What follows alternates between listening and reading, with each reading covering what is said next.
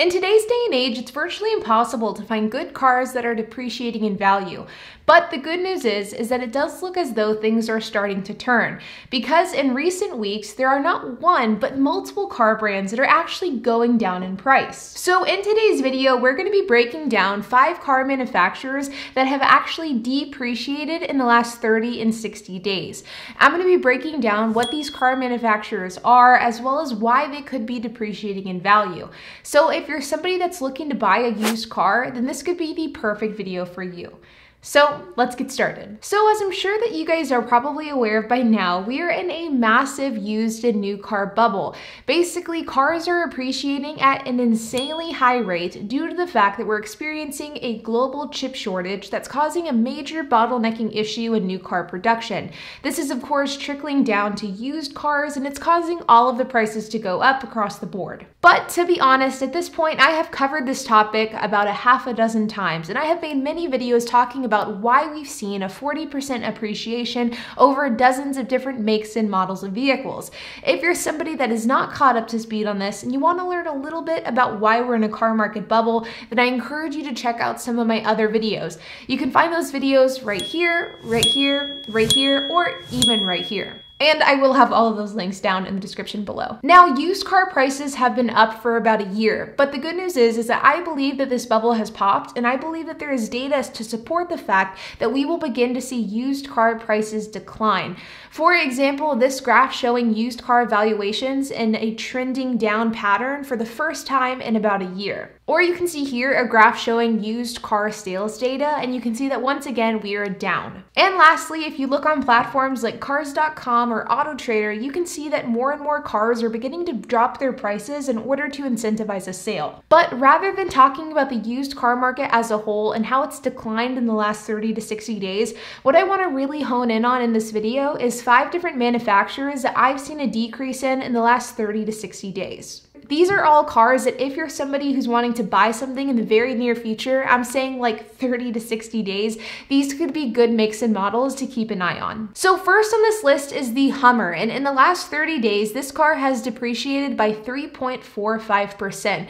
That is a huge decrease given the fact that in the last year, this car has appreciated by 17.5%. Now, traditionally speaking, Hummers hold their value quite well, and whenever it comes to why we've seen such a substantial drop in the last 30 days, I personally think that a big factor could be the fact that Hummer is gearing up to release and start shipping out their Hummer electric vehicles. This is, of course, the highly anticipated electric vehicle that definitely could be argued to be the very first of its kind.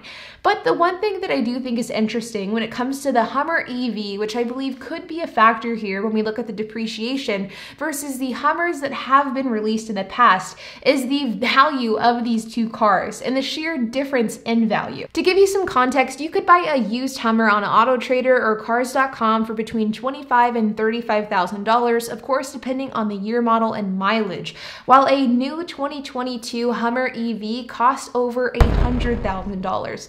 Now, I don't know if used Hummer owners are the same people that will be buying this new Hummer EV, but I do find it pretty coincidental that the biggest drop for the Hummer in the last year is around the exact same time that the Hummer EV is being released. Number 2 on this list is a Chevy, which has depreciated just under 1% in the last 30 days with an exact depreciation of 0.92%. Chevys have appreciated about 35% year to date, but that appreciation has been slowing down in recent months. The last 90-day data shows that Chevy has only appreciated by 0.19%, and in the last 30 days, it actually has depreciated. Now, as far as why it's depreciated, to be honest, I don't think that there's any big catalyst causing the used prices for Chevy to go down. I simply think that it is the used car market beginning to return to normal. Chevy is a really common mainstream brand, and there's a ton of them on the road. So whenever it comes to the first cars to begin to depreciate whenever this market turns, it makes sense that Chevy is one of them. Next on this list is the Wagoneer. Now, this is a really interesting one because of the fact that of all of the cars that we talk about on this channel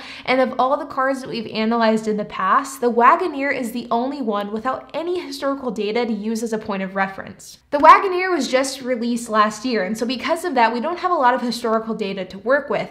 But not only the fact that we don't have historical data to work with, but there's not really many used ones on the market because people have just recently purchased them. Because of that, the data is pretty skewed compared to other cars that we talked about on this channel in the past. But with that being said, the Wagoneer has depreciated in value by just under 1% in the last 30 days at 0.98%. But if you look at the Wagoneer in the last 90 days, it's actually depreciated by just over 3%, 3.04% to be exact. Because of the fact that there are very few Wagoneers out there, paired with the fact that this is a newly released vehicle, I think that Wagoneer data, present day as well as in the future, will resemble a more traditional car market. Next one on this list is one that I think will surprise you, and it's one of the few vehicle manufacturers that not only show a 30-day depreciation, but also show a 90-day depreciation as well, and that is the Tesla. If we look at the data for Teslas have depreciated by 0.71% in the last 30 days, and they depreciated by 3.18% in the last 90 days. Now, that may not sound like a lot, especially in the grand scheme of things, considering in the last year, Teslas have appreciated by 25%. But whenever we compare that to other vehicles that are similar to the Tesla is one of the only cars out there that have depreciated 90 days in a row. Now, as far as why Teslas have been depreciating recently, to be honest, I'm not exactly sure. I don't think that there was any one single event that was causing this car to depreciate at an accelerated rate compared to other manufacturers. If I was a betting person, I would bet it's just because of saturation in the market. There are a ton of Teslas out there. In fact, I would argue that I see more Teslas than almost any other make and model out there. I can't run a single errand without seeing multiple Teslas on the road. I also think that in the last year, a lot of people bought Teslas for the sake of driving them for a few months and then flipping them for a profit. I am on a number of Tesla buy and sell groups on Facebook, and I am always shocked by the amount of people I see selling their brand new Model S's, Model Ys, and Model 3s. And I think that a year ago, or even 10 months ago, this business model worked really well because people were wanting to buy a Tesla and they were willing to pay a premium for that. But I think that in present day, this is starting to catch up to consumers, and I think that people started buying Teslas for the purpose of doing this exact same thing, and I just think it's not working out as well. And as a result, these people are beginning to drop the prices of these cars in order to incentivize a sale, and this is then affecting the depreciation data. This is, of course, just my theory as being a consumer that's been paying really close attention to the Tesla market, but I definitely think that in general, Teslas are really saturated. There's a ton of them on the road. They're really easy to find used, and even though they are still higher than they were a year ago, I do think they are on the decline. Last on this list is Dodge, which has depreciated by 0.57%. It is the smallest depreciation of all of the cars that we talked about in this video. Now, as far as why Dodge has depreciated recently, I think it's very similar for the same reason that Chevy has depreciated, because of the fact that the car market is slowly but surely returning to normal, so it makes sense that these normal everyday cars are beginning to be affected first. Additionally, throughout the chip shortage, it was very common for auto manufacturers to prioritize the production of trucks over other types of vehicles, and I think that this is also playing a role as well. Dodge is very known for their trucks. They have a ton of different trucks available in their lineup, and I think that the fact that these trucks continued to be produced within the last year is affecting the depreciation rate today because of the fact that they're more available to buy. Now, I'm not insinuating that I think you should go out tomorrow and buy a used car from any of these manufacturers that we've talked about in this video, but what I am saying, and what I hope this video showed, is that the market is turning, and if you're somebody who is in the market for a used car, now could be a really good time to start honing in on that make and model that you want and really start paying attention to pricing, because the more you can learn about price trends, the better of a deal you can get whenever you go to buy. Like always, you guys, if you have any questions, comments, if you have anything to add, I would love to hear it. So make sure to leave a comment down below. And while you guys are at it, make sure to hit the like button, hit that subscribe button, and hit the notification bell. And I'll see you guys in the next video.